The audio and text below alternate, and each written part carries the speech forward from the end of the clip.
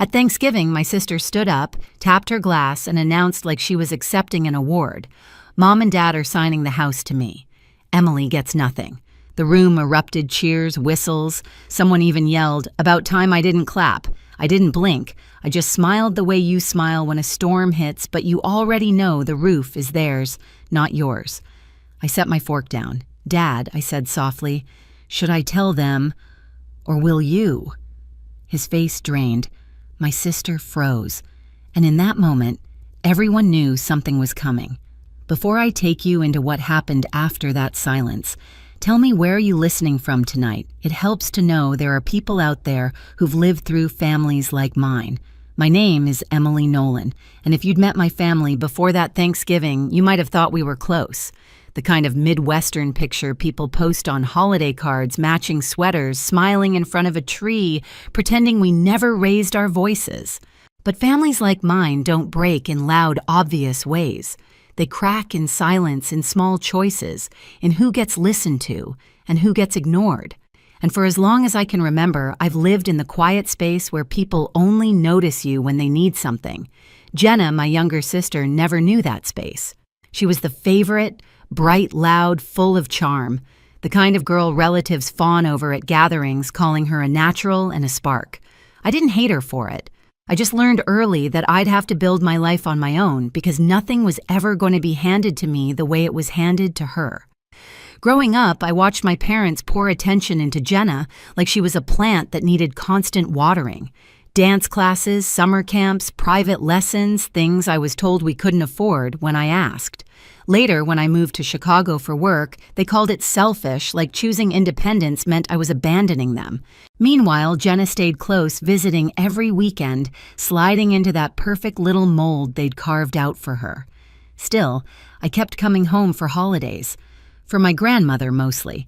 Evelyn Nolan, sharp mind, silver hair, the only person in the family who looked at me with real pride. When she hugged me at the door, it didn't feel like an obligation. It felt like being seen. She'd tap my cheek, whisper something like, "You're stronger than they think," then slip back into her chair, like she hadn't just given me enough fuel to last another year. This Thanksgiving felt strange before it even began. The air in the house was different. Thick, expectant, like everyone had been let in on a secret I wasn't meant to hear. Mom was darting around the kitchen with that tight smile she wears when she's hiding something. Dad wouldn't meet my eyes for more than a second. Jenna kept brushing lint off her dress, even though it was perfectly clean. And when I walked into the dining room, I noticed one more thing. An empty chair next to mine was missing. Not moved, not pushed aside, gone. I should have known then. You'd think the empty chair would have been enough of a warning, but in my family, the signs are always quiet before they explode. I sat down anyway, smoothing my napkin across my lap, pretending not to notice the way conversations dipped every time I entered the room. They'd go flat for a second like someone had pressed mute, then pick up again with forced laughter the moment I passed. Jenna floated around like the star of her own parade, checking the table settings, fixing angles on the centerpiece, whispering little asides to Mom that made them both smile. Every so often, she'd look at me with a tight-lipped grin, polite but hollow, like I was a coworker she barely tolerated. It wasn't always like this. For a long time, Jenna and I were just two kids, sharing a bedroom, passing notes under the door when we were supposed to be asleep. She used to braid my hair, steal my sweaters, beg me to drive her everywhere once I got my license. But somewhere between high school and adulthood, something shifted. She slipped comfortably into the role my parents built for her golden girl perfect daughter, while I slipped quietly out of the frame. The house situation started 6 months earlier, long before the announcement at Thanksgiving. It was a humid Saturday in June when Mom called, asking me to come home for something important. No details, no warning. When I arrived, they ushered me straight to the dining table, the same table where everything would later fall apart. Dad had a folder laid out like a presentation. Mom smiled too hard, like her face hurt from stretching. "Sweetheart." Dad began, "We're refinancing the house. Just a simple signature. Better rates. You won't have to worry about anything." Even then, something in me tensed. My family never asked me for help unless they needed more than they were willing to admit. I flipped through the papers, heart thrumming as I tried to make sense of the numbers. Something felt off, too many pages, too many amounts blacked out, too many rushed explanations. "Can I take these with me?" I asked, keeping my voice even. "My lawyer can look at them." The silence that followed told me everything. Mom's smile faltered. Dad snapped the folder shut too quickly, like he regretted putting it in front of me in the first place. "It's just a formality," he insisted. "Why complicate things?" But I took the folder anyway. Back in Chicago, my lawyer flipped through the papers, eyebrows rising higher with each page. She didn't smile. She didn't stall. She called me the next morning. "This isn't a refinance," she said. "It's a transfer of liability. If you sign, you're responsible for their debt." Debt? I'd stared at the phone numb. What debt? She explained slowly, carefully, a second mortgage, months of missed payments, foreclosure letters, things I didn't even know existed. And the moment I understood, something inside me locked into place. Not anger, not yet. Something colder, something steady. 2 months later, Dad called again, this time asking for money. Not a loan, not help, money. He said it was for Mom's medical bills, but when I offered to pay the hospital directly, he crumbled. The story shifted. The truth leaked out, late payments, deadlines, desperation.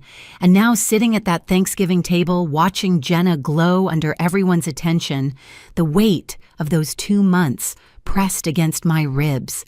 They weren't giving her the house. They were giving her the debt, and they expected me to sit quietly beside her while it happened.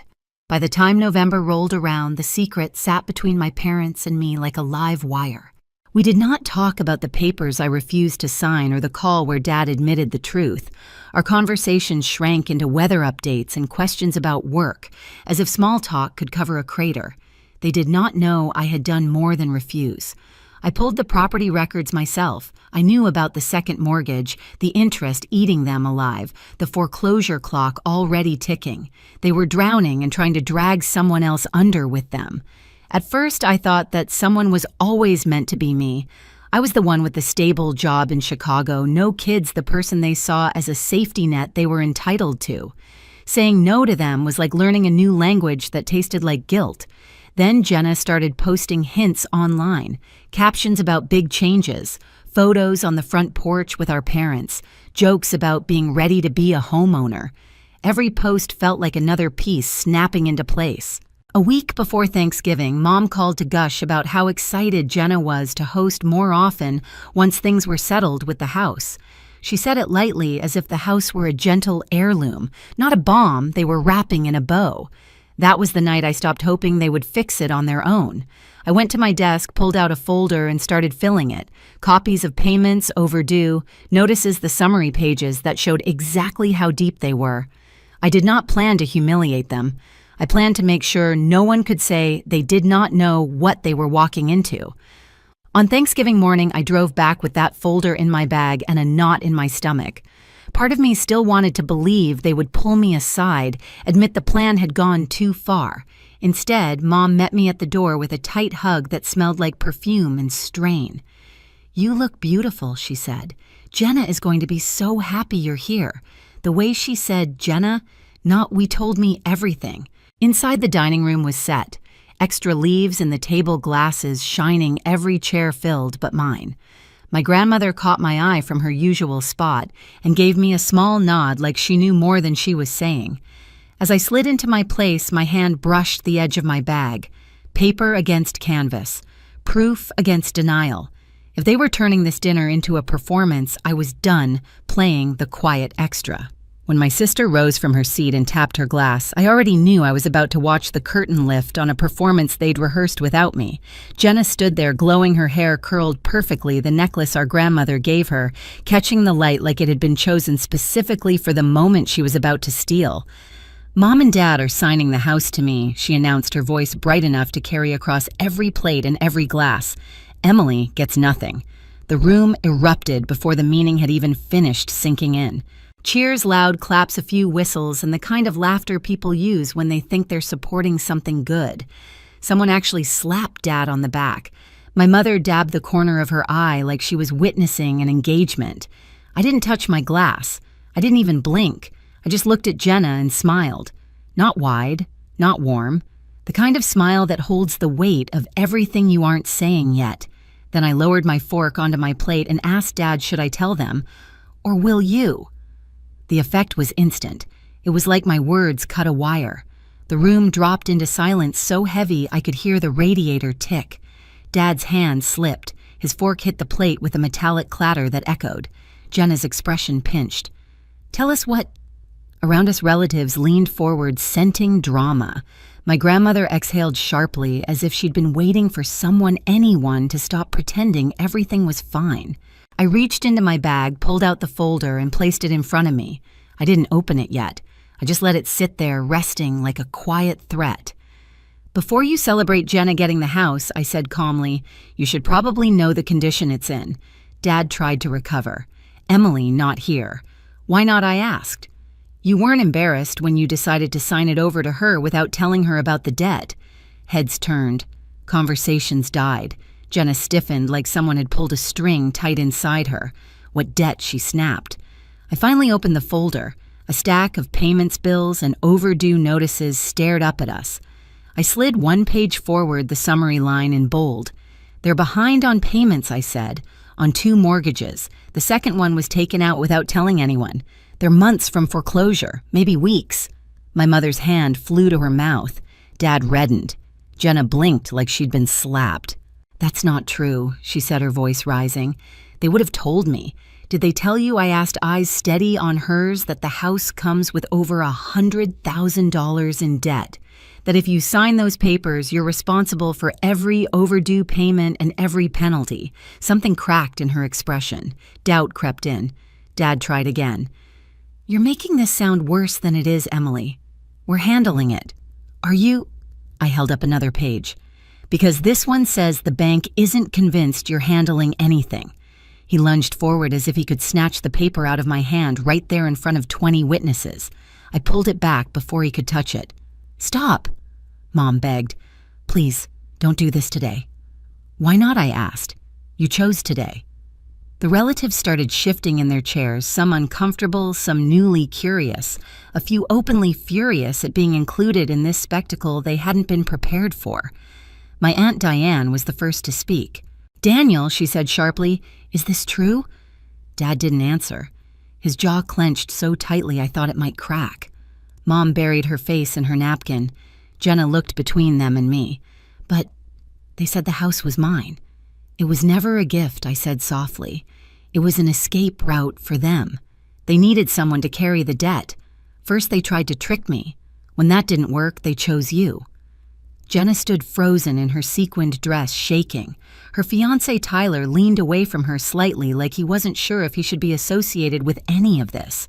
Is she lying? He asked my parents. Mom sobbed. Dad didn't look up. That was enough. Tyler pushed back his chair and stood. You told me the house was paid off. You said we'd have a clean start. Jenna reached for him, but he stepped back. You expect me, he said, voice trembling between anger and disbelief, to start a life on a sinking ship, Tyler. Please. He shook his head. I'm not marrying into this. The room gasped collectively as he walked out past the turkey, past my stunned parents, out the front door without looking back. Jenna's legs gave out. She dropped into her chair, hands shaking mascara smudging down her cheeks. For the first time in years, she looked like the little girl who used to crawl into my bed after nightmares. This isn't my fault, she whispered. I didn't know. I know, I said, quietly. Dad slammed his palm onto the table. You ruined everything. I stared at him. No, you ruined everything the minute you tried to hand your debt to your children like it was an inheritance. You're tearing this family apart, Mom sobbed. It was already broken, I said. I'm just refusing to keep sweeping the pieces under the rug. A murmur rippled among the relatives' agreement, disappointment judgment, the kind that stings more because it comes from witnesses who saw everything. My grandmother stood slowly, using the table for balance. Her voice, though thin, carried more authority than anyone else's. I taught you better than this, she said to my father. Your daughters are not lifeboats for you to climb into. Dad shrank. Mom wept harder. Jenna finally looked up at me, eyes hollow. What do I do now? The question hit deeper than she meant. Not because I had the answer, but because she was finally asking the right person, not the parents who built her illusions, but the sister they'd pushed aside. Before I could speak, someone knocked on the door. Hard. Every head turned. The knock came again louder. Dad frowned. The door opened and a woman stepped inside. Plain suit, badge clipped to her belt, calm, unreadable expression. "Mr. and Mrs. Nolan," she asked. "I need to speak with you regarding your mortgage records." The room erupted again, this time in a wave of disbelief. Mom nearly collapsed. Dad went white. Jenna grabbed the edge of the table as if it were the only thing keeping her upright. I didn't move. I just sat there breathing slowly, watching the truth finally land where it belonged. "Why is she here?" Dad whispered, voice cracking. The investigator didn't blink. "We received a report of potential financial misconduct. I have a few questions. You could have heard a pin drop. Not one person cheered now. Emily," Mom sobbed. "Tell her you misunderstood, please." I didn't answer. Not yet, because the truth was only beginning to unravel. When the investigator stepped into the house, everything that had held my parents together finally snapped. She asked calm, measured questions about payments, overdue, notices, the second mortgage, and each answer they avoided made the room feel smaller. Relatives drifted away from them like they were stepping back from a fire. Jenna sat motionless, her hands shaking in her lap. She wasn't angry anymore, just emptied out like someone had drained the color from her. My grandmother stood behind her, resting a hand on her shoulder, steady and silent. When the investigator left with the documents, the house fell into a heavy quiet. Mom tried reaching for me. Dad muttered that I'd embarrassed them. Neither apology nor blame landed. I picked up my coat. Jenna whispered, "Don't go. I'll still be here," I told her. "Just not for their lies anymore." In the weeks that followed, everything shifted. My parents were forced to confront what they'd built layer after layer of secrecy, excuses, and debt. The house went up for sale. They moved into a small apartment across the city, quieter than they'd ever been. No more grand announcements, no more golden child illusions. Jenna started therapy. She called me often sometimes, to cry sometimes, just to sit in silence on the phone. She told me she finally understood why I stopped letting our parents speak for me. As for me, I learned something I should have known years ago: telling the truth isn't betrayal. Hiding it is. And families built on denial always collapse eventually. If you've ever had to stand alone at a table full of people who claim to love you, tell me where you're listening from. And after hearing my story, what would you have done?